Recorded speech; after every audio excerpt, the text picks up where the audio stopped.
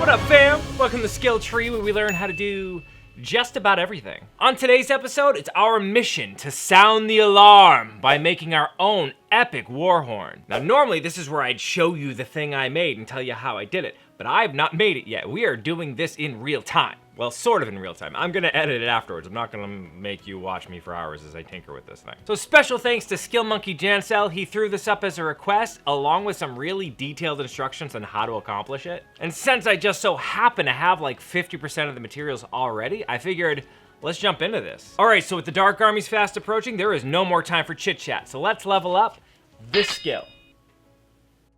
Prepping the horn. So for this project, I just happen to already have this cleaned horn from Tandy leather. I had it laying around from when I made my Viking drinking horn video. Link up here if you want to see that. I also picked up this mouthpiece for a trumpet for like 12 bucks at a local music store. I'm sure you can find that on Amazon too. Now you can make this without the mouthpiece. In doing my research, all you have to do is kind of hollow out the hole that you make in the back into basically this shape, and it'll work just fine. But also in my readings, I found out that this tends to be a little bit louder. Those horn blowing enthusiasts can tell me if that's true or not, but I'm gonna hedge my bets and I'm gonna use this thing. Anyways, using a wire, I'm checking the depth of the horn's cavity and then marking where it ends using the mouthpiece to see how much I need to cut off the tip.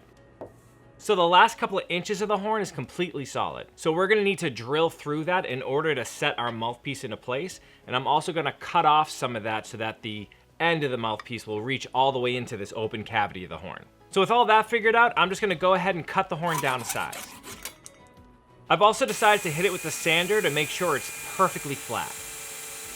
All right, now that that's all set, I need to drill out the hole to set this mouthpiece into. First, I mark the very center of the space to be drilled with an awl, just to keep everything nice and centered. Now, I start with a small drill bit and slowly progress my way up to larger ones to open the hole. You want to do this really slowly because it kind of wants to crack as you go. You can see it stressing a little bit, so go really slowly with it. This took way longer than I thought it was going to, so I am psyched that I finally got through it. And the mouthpiece fits perfectly. The final drill bit I ended up using was 15/32. That's what size this ends up being, so if you get one, you know where you're headed. All right, so at this point, it is a horn, right? I mean, it was already a horn, you know what I'm saying? But I have the mouthpiece on the end of it, and it should be able to make a sound. It should be able to make a sound. I'm not sure I'll be able to make a sound. Now, my wife, who played the trumpet in high school, says that you have to, like, tighten the corners of your lips and make, like, a kind of sound. You need like a towel just right here. Like that kind of a buzz. Put your lips in here and you make that little buzzy sound. So let's see if we can make this make a sound.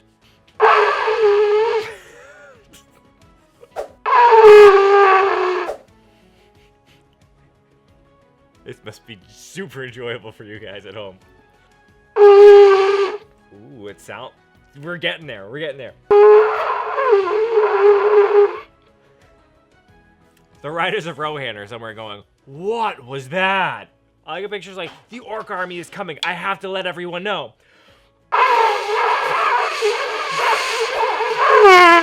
Oh, hey, almost.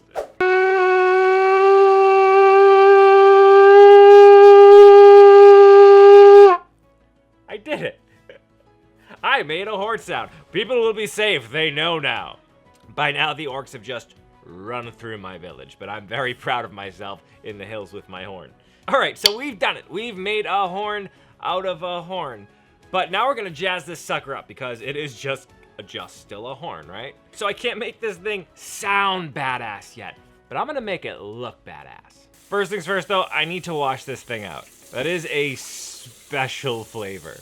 It's like a mix between burnt hair and manure. It's horrible. Decorate the horn. So I'm really not positive what I'm gonna do for a design here. I'm just gonna start and see where I end up. That being said, whenever I'm not positive kind of how to start, the first thing I like to do is split my piece down the middle. Having that guiding line for symmetry kind of helps me out. I can gauge how far from that middle line everything falls, and it makes it a lot easier to see any glaring inconsistencies. All right, so I've realized that drawing with a pencil on a dark horn is stupid. So I'm switching to a white colored pencil. This way both of us can see what the hell's going on. All right, so now I'm just getting to filling in the space. The first thing that kind of came to my mind was this figure 8, and now I kind of have a theme in my head. So like with the figure 8, that's like an infinity symbol, right? And then also kind of a cool and on theme with like a horn is the symbol of like the snake eating its own tail. I believe it's called the Ouroboros or Ouroboros, somewhere around there. So that's what I'm going for here. It's going to be that kind of a infinity symbol with another infinity symbol kind of laced through it. It shall be called the Infinity Horn. The Horn of Infinity. It's got kind of an Avengers vibe to it. I'll workshop it. But I'm kind of digging how this is coming out so far. I've even got a little bit of like Eye of Sauron action here in the back. All right, so with kind of the layout of the design in place, it's time to bust out my trusty Dremel and get to carving it in. I found with horn, I'm able to treat the Dremel almost like a pencil. I don't have to linger too long or go back over my lines too many times at all. In fact, at this point, horn is kind of one of my favorite things to carve with this method. It's not too soft of a medium, like it doesn't fight you as you go, but it's firm enough to really kind of take whatever small shape you want it to hold.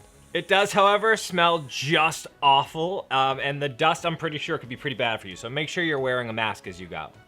In this design, I've decided to steal a little bit from my leather tooling and use this textured background to make all the details stand out.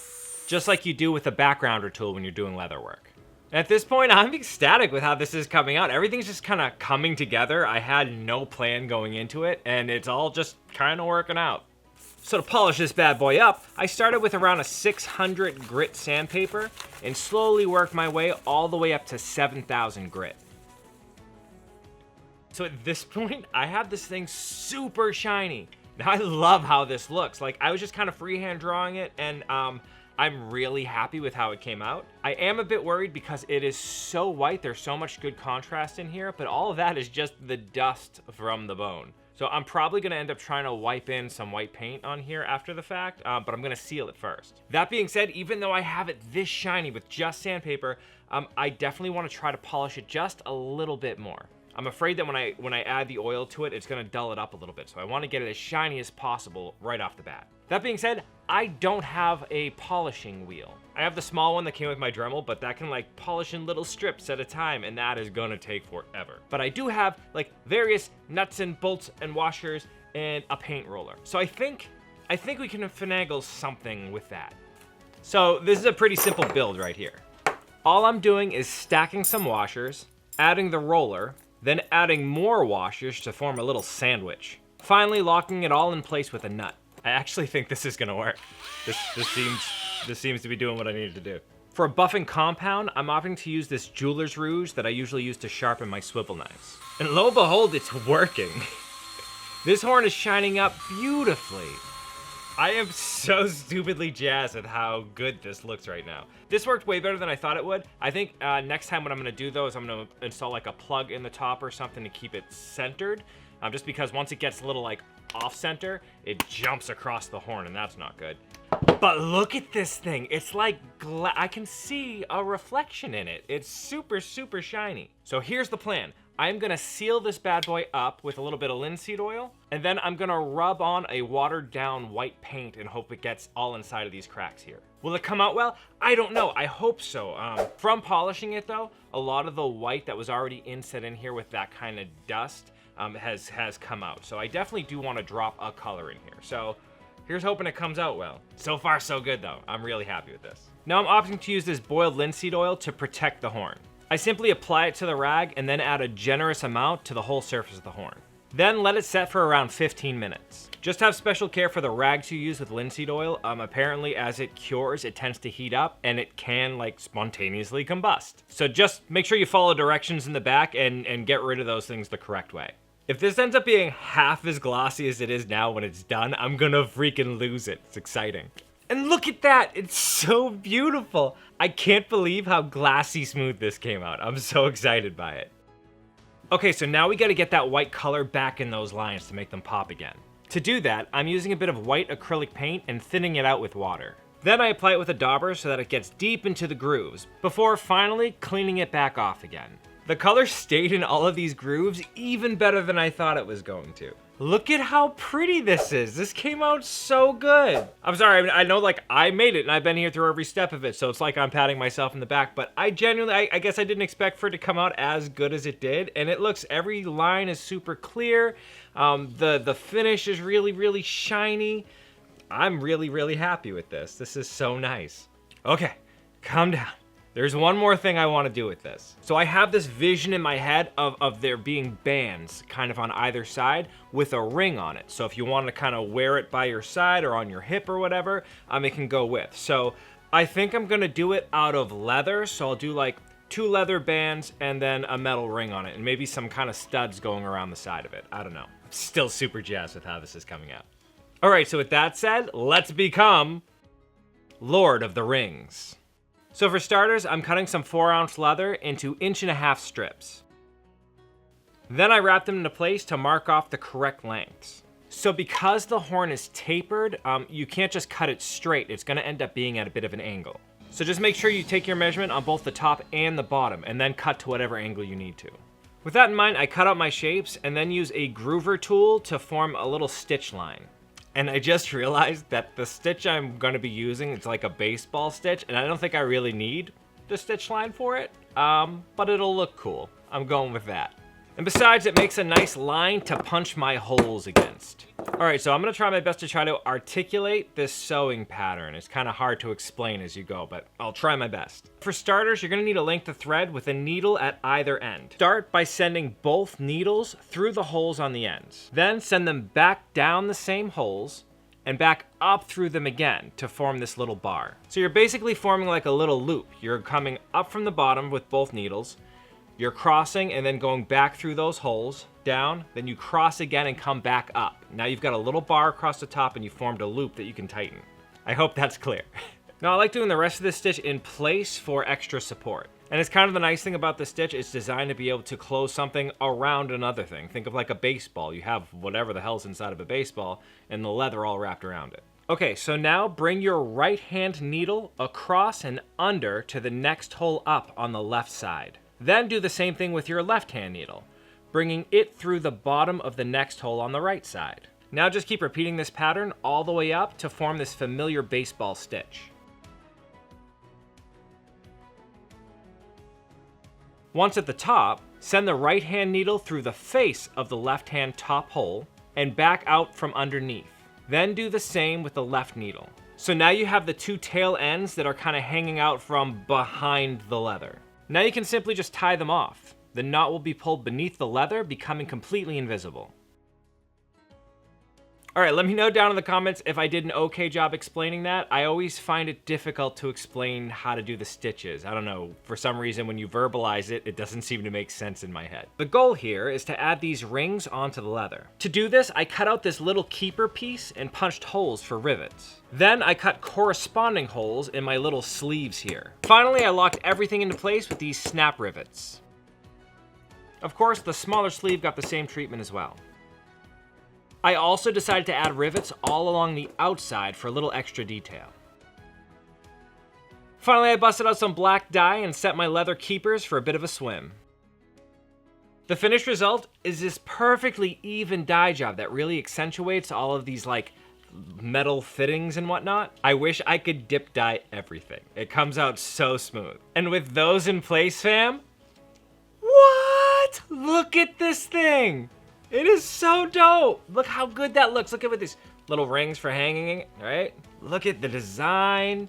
Everything looks so smooth together. The chrome in these matches really well with the mouthpiece, so everything looks like it belongs together. Not only that, but I've been practicing off camera.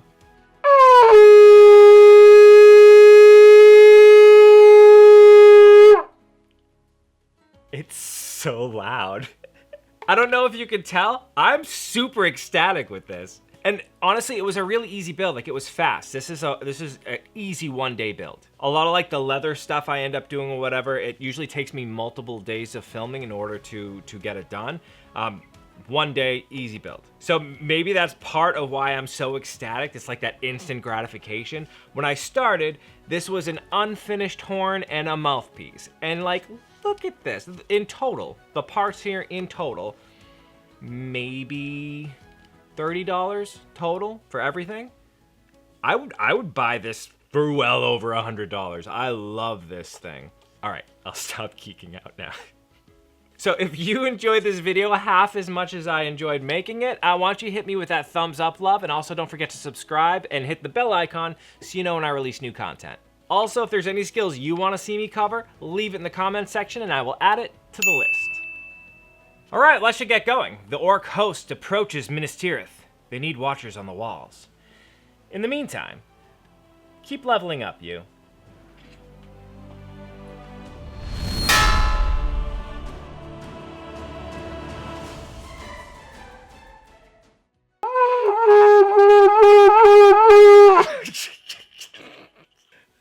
I really like this thing.